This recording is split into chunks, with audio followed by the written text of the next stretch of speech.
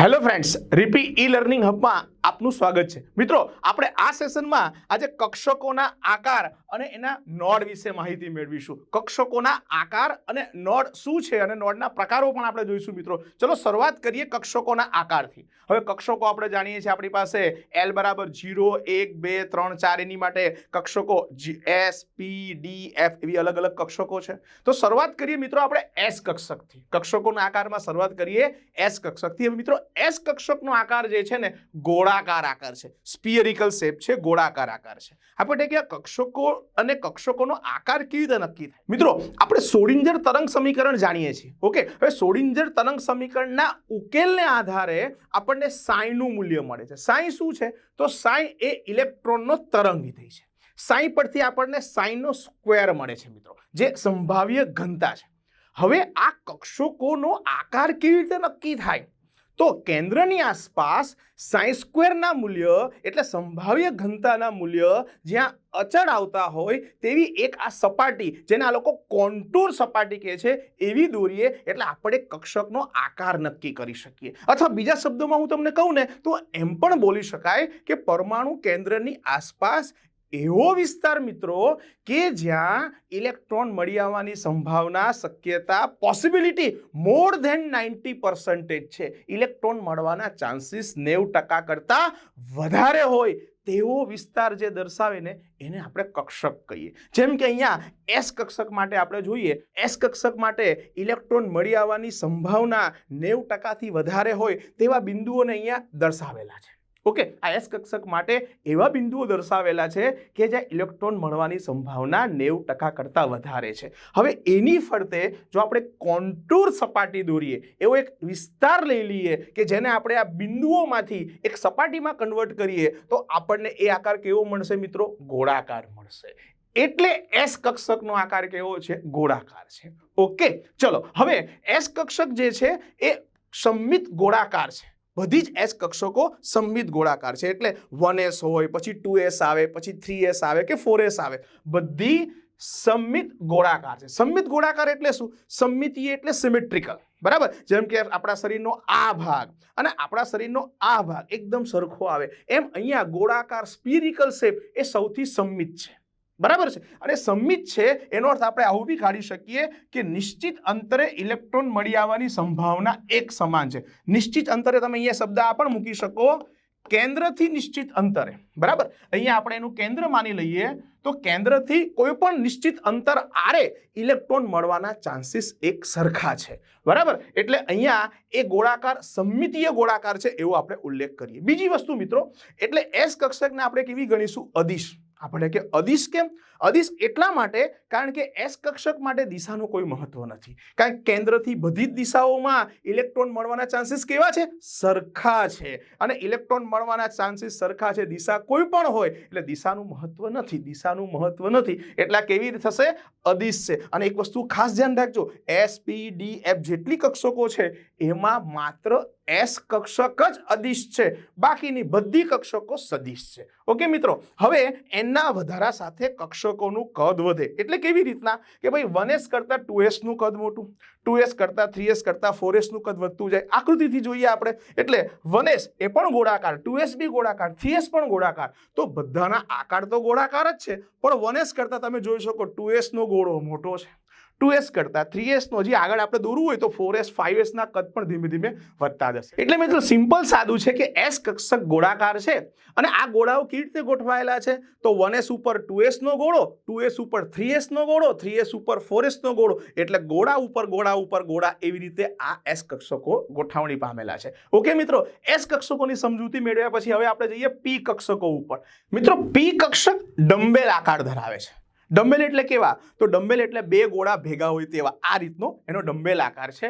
અને એ પ્રત્યેક ડમ્બેલમાં બે પિંડક અથવા તો લોબ હોય છે। એટલે આમાં જે બે ગોળા દેખાય છે ને એને શું કહે છે? આ લોકો પિંડક કહીશું અથવા તેને લોબ તરીકે ઓળખાય છે। બીજી વસ્તુ, બંને પિંડક કેન્દ્રમાંથી પસાર થતા સમતલની વિરુદ્ધ બાજુએ છે। જેમ કે અહીંયા આપણને એક પી કક્ષક બતાવી છે તો એક ડમ્બેલ અથવા એક લોબ આ બાજુ છે, બીજો લોબ પેલી બાજુ છે અને એના કેન્દ્રમાંથી પસાર થતું સમતલ છે, બરાબર છે। આપણે આ બે લોબ જે છે ને મિત્રો એ એક્સ અક્ષ ઉપર છે અને આ સમતલ છે ને એ વાયઝેડ ઉપર છે। તો વાયઝેડ સમતલની એક તરફ એક લોબ છે અને બીજી તરફ બીજો લોબ છે, એટલે કેન્દ્રમાંથી પસાર થતા સમતલની શું છે મિત્રો વિરુદ્ધ બાજુએ છે, બરાબર। એટલે આવી રીતે પી કક્ષકોમાં બે લોબ હોય, બંને લોબ એક કેન્દ્રથી પસાર થતા સમતલમાંથી વિરુદ્ધ બાજુએ ગોઠવાયેલા હોય। બીજું એક અગત્યનું મિત્રો કે ત્રણેય પી કક્ષકો, બરાબર, ત્રણ કેવી રીતના, તો આપણને ખબર છે કે ભાઈ L બરાબર 1 હોય તો ML ના મૂલ્યો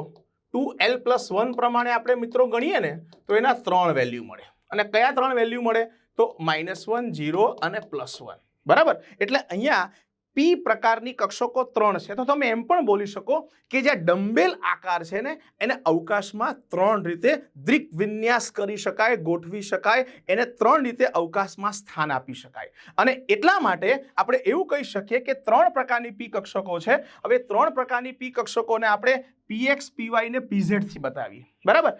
પીએક્સ એટલે કેવી રીતના કે પીએક્સ એટલે જે એક્સ અક્ષ ઉપર જેના ડમ્બેલ છે, બંને ડમ્બેલ એ અહીંયા એક્સ ઉપર છે, બંને લોબ એક્સ ઉપર છે, એ રીતે બંને લોબ વાય ઉપર હોય તો પીવાય થશે અને બંને લોબ ઝેડ ઉપર હોય તો પીઝેડ। એટલે આ જે પી કક્ષકો છે મિત્રો એ પી કક્ષકો કદમાં, આકારમાં અને ઉર્જામાં કેવી છે સમાન છે। અલગ ક્યાં પડી તો તમને ખ્યાલ આવી ગયો હશે, અલગ એ માત્ર દ્વિવિન્યાસથી અલગ પડે છે। દ્વિવિન્યાસ એટલે અવકાશીય સ્થાનથી, અવકાશીય ગોઠવણીથી। જે એક્સ અક્ષ ઉપર છે એને આપણે 2px કહીશું, વાય અક્ષ ઉપર છે એને 2py અને ઝેડ અક્ષ પર છે એને 2pz, એ પ્રમાણે 3px, 3py અને 3pz આગળ પણ કરી શકાય। હવે આ બધી કક્ષકોની ઉર્જા સમાન હોવાથી એને આપણે સમશક્તિ કક્ષકો કહીશું। અહીં આપણે 2px, 2py, 2pz ની વાત કરી તો એ લોકોના કદ સરખા છે, આકાર સરખા છે, મિત્રો ઉર્જા પણ સરખી છે। એની 3 પી કક્ષકોની ઉર્જા સરખી છે, એટલે હું આમ લખી શકું ઉર્જા માટે 2px = 2py = 2pz, બરાબર। ત્રણની એનર્જી સરખી છે એટલે એમને આપણે સમશક્તિ કક્ષકો કહીશું। આનો અંગ્રેજી શબ્દ પણ તમે યાદ રાખજો, સમશક્તિ કક્ષકોને એને અંગ્રેજીમાં ડીજનરેટ કક્ષકો કહે છે। તો આ 2p ની 3 કક્ષકો કેવી છે, સમશક્તિ છે, ડીજનરેટ છે। n ના વધારા સાથે પી કક્ષકોનું કદ વધશે, એટલે n બરાબર 2 લઈએ, n બરાબર 3 લઈએ, 4 લઈએ તો તે પ્રમાણે 2p કક્ષક કરતા 3p, 3p કરતા 4p નું કદ વધશે। કેવી રીતના, તો અહીંયા આપણે 2px ને બતાવી છે, તમે ધ્યાનથી જુઓ તો પહેલો આ જે ગોળો છે આ એ 2px છે। હવે 2px કરતા તમે જોઈ શકો 3px નો આકાર એના જેવો જ છે, પણ 2px કરતા 3px નો ડમ્બેલ એની ઉપર આવરી ગયો છે, બરાબર। તો આ 2p પછી 3p, 3p પછી મિત્રો 4px, એટલે એક ઉપર એક ડમ્બેલ આવેલા છે, ઓકે। એટલે એસ કક્ષકમાં કેવું હતું, એક ગોળા ઉપર બીજો ગોળો, બીજા ગોળા ઉપર ત્રીજો ગોળો, એવી રીતે અહીંયા પી કક્ષકોમાં પણ 2px કરતા 3px નું કદ મોટું, 3px કરતા 4px અને એક ઉપર એક ડમ્બેલની ગોઠવણી થયેલી છે મિત્રો, ઓકે। તો અહીંયા આ રીતે આપણે પી કક્ષકોની માહિતી મેળવી। હવે પી પછી આપણે જઈએ છીએ ડી કક્ષકો ઉપર, બરાબર। ડી કક્ષક એ ડબલ ડમ્બેલ આકાર ધરાવે છે। પી કક્ષકમાં એક ડમ્બેલ હતો તો ડી કક્ષકમાં કેટલા ડમ્બેલ છે મિત્રો, 2 ડમ્બેલ છે, 2 ડમ્બેલ એમાં સમાયેલા છે।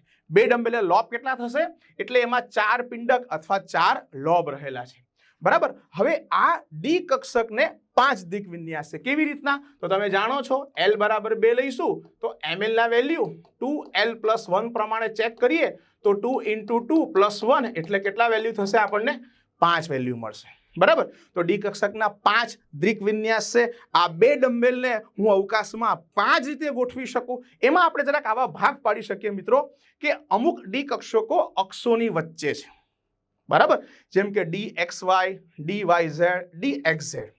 હવે dxy કહીએ તો એમાં જે પેલા 2 ડમ્બેલ છે ને મિત્રો એ x અક્ષ અને y અક્ષની વચ્ચે છે। તમે ધ્યાનથી જુઓ આમાં x અક્ષ અને y ની વચ્ચે 2 ડમ્બેલ રહેલા છે। એ જ પ્રમાણે dyz કક્ષકની અંદર આ બે જે ડમ્બેલ છે એ 2 ડમ્બેલ ક્યાં આવેલા છે તો y અક્ષ અને z અક્ષની વચ્ચે, અને લાસ્ટમાં તે જ પ્રમાણે dxz ની અંદર x અક્ષ અને z અક્ષની અંદર એ 2 ડમ્બેલ સ્થાન પામેલા છે, બરાબર। એટલે અક્ષોની વચ્ચે હોય એના આધારે નામ પાડેલા છે dxy, dyz, dxz, બરાબર। હવે કેટલાક ડી કક્ષકો અક્ષ ઉપર આવેલા છે, જેમ કે અક્ષ ઉપર આવેલામાં 2 છે dx² - y² અને dz²।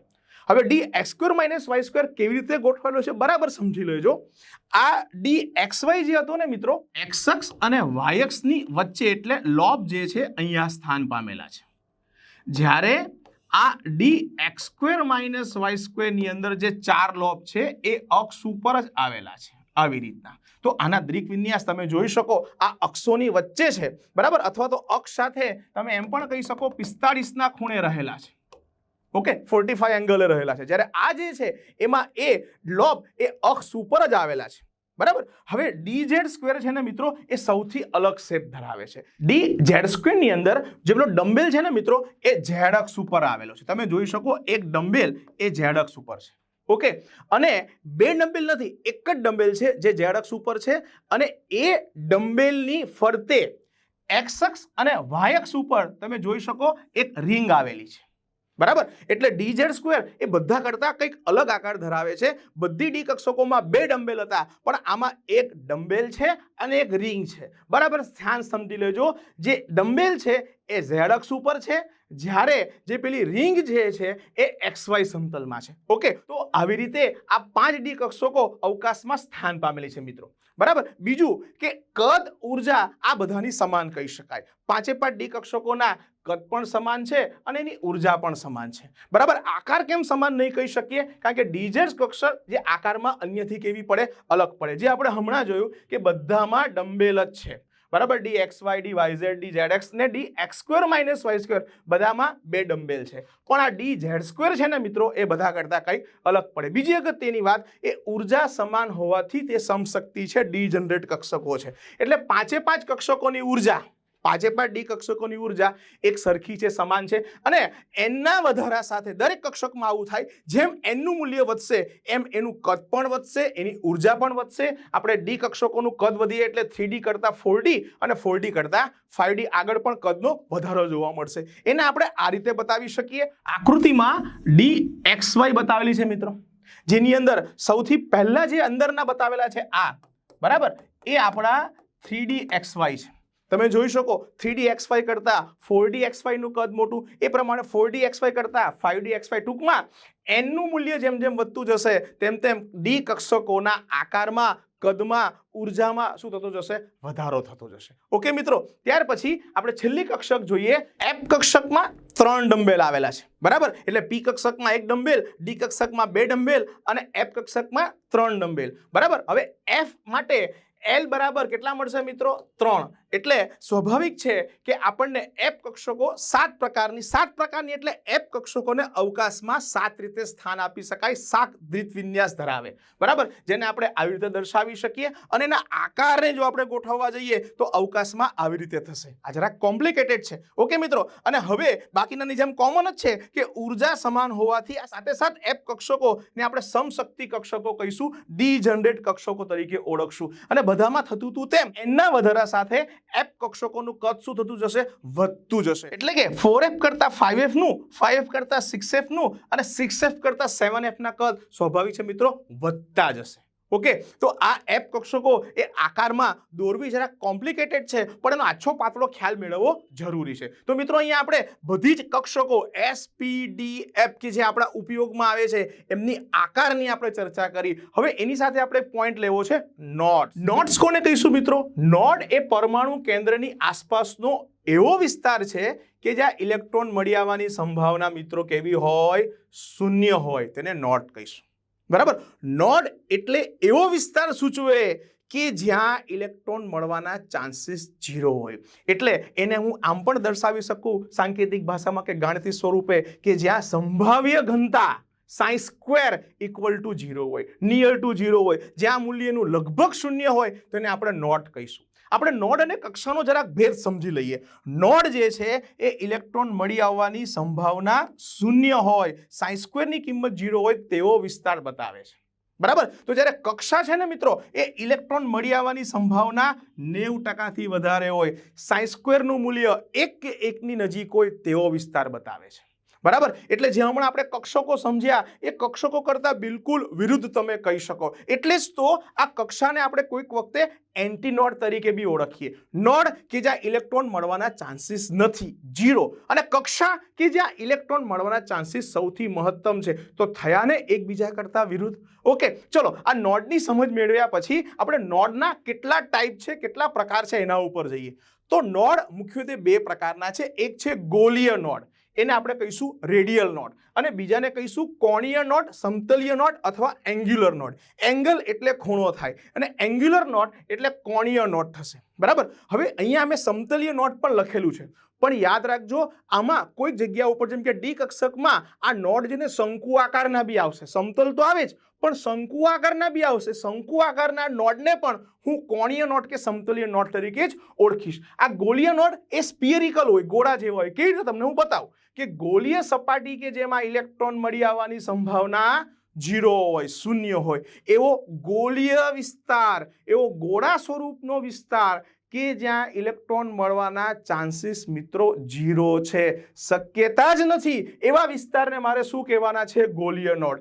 જેમ કે આ જે વ્હાઇટ કલરનો પોર્શન છે, એક વ્હાઇટ કલરનો વિસ્તાર છે, અહીંયા આપણે એને 2D માં જોઈએ છીએ એટલે આપણને રિંગ જેવો દેખાય છે, પણ આખો સ્ફિયરનો વિચાર કરો મિત્રો, તો આખો એક એવો ગોળો બનશે કે જે ગોળામાં ઇલેક્ટ્રોન મળવાના ચાન્સીસ 0 છે, ચાન્સીસ નથી. બરાબર. તો ગોલીય નોડ એના આકાર ઉપરથી જ નામ પડ્યું છે ગોલીય નોડ, એટલે એવો ગોળાકાર વિસ્તાર, એવો ગોળાકાર સપાટી કે જ્યાં ઇલેક્ટ્રોન મળવાના સંભાવના 0 હોય. ઓકે, તો જ્યારે સમતલીય સપાટી કે જેમાં ઇલેક્ટ્રોન મળી આવવાની સંભાવના 0 હોય. બરાબર. તો અહીંયા 2 લોબ છે અને 2 લોબની વચ્ચે એક સમતલ એવું બતાવેલું છે કે જે જગ્યા પર ઇલેક્ટ્રોન મળવાના ચાન્સીસ 0 છે. બરાબર. એને અહીંયા સમતલીય નોડ કહીશું. એટલે ગોલીય નોડ ગોળાકાર છે અને સમતલીય નોડ શું થશે? સમતલ જેવો આકાર ધરાવે, સમતલીય હોય છે. મિત્રો, હવે આ ગોલીય નોડ અને કોણીય નોડ મેળવી કેવી રીતે શકાય? તો એની માટે સાદા સૂત્રો છે, આપણે યાદ રાખવા જરૂરી છે કે ગોલીય નોડને n - l - 1,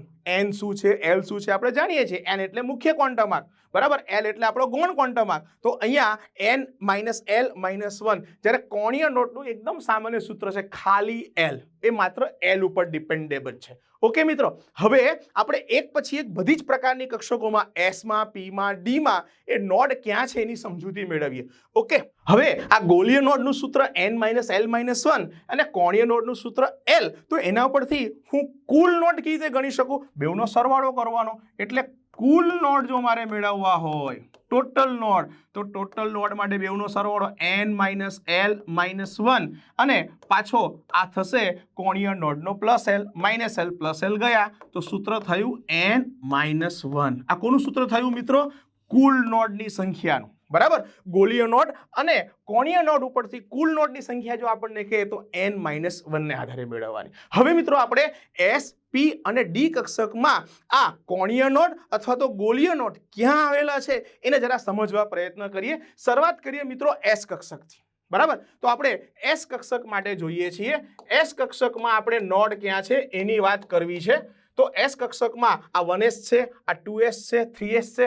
હમણાં આપણે આકારમાં જોયું કે 1s ની ઉપર 2s નો ગોળો, 2s ની ઉપર 3s નો ગોળો. ઓકે, હવે અહીંયા આપણું ગોલીય નોડનું સૂત્ર શું છે? યાદ છે ને, હમણાં આપણે કર્યું n - l - 1. હવે S કક્ષક છે એટલે l બરાબર તો 0 થશે, તો સૂત્ર આનું n - 1 થઈ જશે. બરાબર. અને કોણીય નોડ મિત્રો આપણે જોઈએ તો કોણીય નોડનું સૂત્ર હતું l. હવે કોણીય નોડ l હોય તો અહીંયા S કક્ષક માટે તો l બરાબર 0 હોય, એટલે આપણે કહી શકીએ કે S કક્ષકને કોઈ પ્રકારના કોણીય નોડ હોતા નથી. બરાબર. કેમ ન હોય? કારણ કે S કક્ષક તો ગોળાકાર છે અને કોણીય નોડ એટલે સમતલીય નોડ થાય, એમાં સમતલ તો આવશે નહીં, એટલે S કક્ષકને કોણીય નોડ હોતા નથી. ઓકે મિત્રો, ચલો આપણે 1s માટે ગણતરી કરીએ. તો શરૂઆત કરીએ આપણે 1s થી. તો 1s માટે સૂત્ર આપણે શું વાપરવું છે? આ પણ વાપરી શકાય, n - l - 1 અથવા n - 1. હું અહીંયા n - l - 1 વાળું સૂત્ર વાપરું તો શું થશે કે 1 - 0 - 1 એટલે 0. તો 1s કક્ષકને કોઈ જ પ્રકારના નોડ નથી. કોણીય નોડ તો હતા જ નહીં, ગોલીય નોડ પણ 0 આવ્યા. ઓકે, ચલો 2s કક્ષક માટે આપણે ગણીએ તો 2s કક્ષક માટે n-l-1 પ્રમાણે 2 - 0 - 1 તો જવાબ આવશે 1. એટલે s કક્ષકમાં 2s કક્ષકને એક ગોલીય નોડ છે. તો 1s કક્ષક છે ને મિત્રો, એ 1s કક્ષક કેન્દ્રની ફરતે હોય અને કેન્દ્રની ફરતે એ 1s કક્ષક છે તો ત્યાં કોઈ જ પ્રકારનો નોડ નથી, કારણ કે કેન્દ્ર પછી તરત જ 1s કક્ષક આવશે. પણ તમે અહીંયા જોઈ શકો, આ જે છે એ 1s કક્ષક છે અને આ જે છે 2s કક્ષક છે. આ 1s છે, આ 2s છે અને 1s અને 2s ની વચ્ચે જે આ વ્હાઇટ વાળો પોર્શન દેખાય છે મિત્રો, એ નોડ છે. એટલે 1s કક્ષકમાં ગોલીય નોડ 0 મળ્યા, અહીંયા કોઈ જ પ્રકારના નોડ નથી, અને 2s કક્ષકમાં ગોલીય નોડની સંખ્યા 1 મળી. ક્યાં છે? દેખાય છે ને મિત્રો. એવી રીતે આપણે 3s કક્ષક માટે ગણીએ તો અહીંયા 3 - 0 - 1 એટલે કેટલા થશે? 2.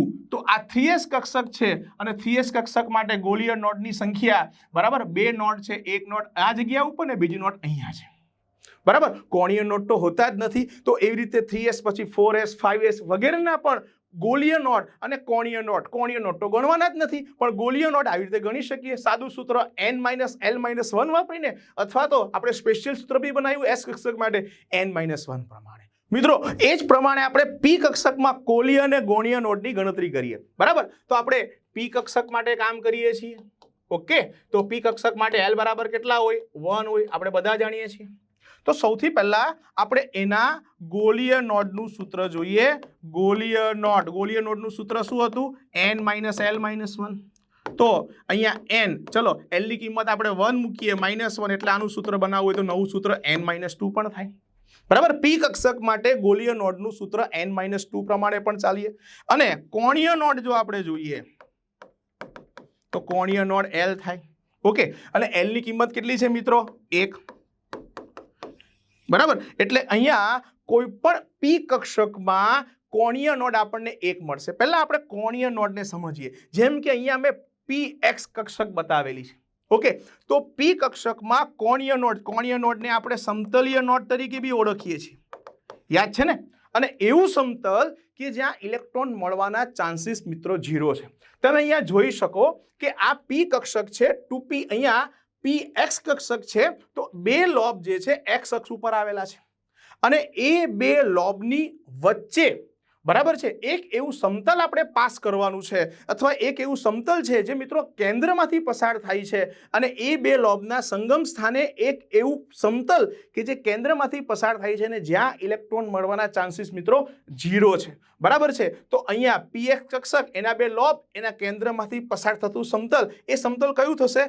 yz સમતલ. એટલે આપણને કોઈ પૂછે px કક્ષકમાં સમતલીય નોડ કયું, તો જવાબ યાદ રાખજો મિત્રો, yz. બરાબર, એ જ રીતે py કક્ષક હોય એની અંદર બે લોબ y અક્ષ ઉપર આવેલા છે. બરાબર, તો એનું જે સમતલ છે એ સમતલ કયું થશે? xz. બરાબર, કે જે x અક્ષ અને z અક્ષમાંથી પસાર થાય છે, તો એનું આપણે કોણીય નોડ અથવા સમતલી નોડ કયું થશે?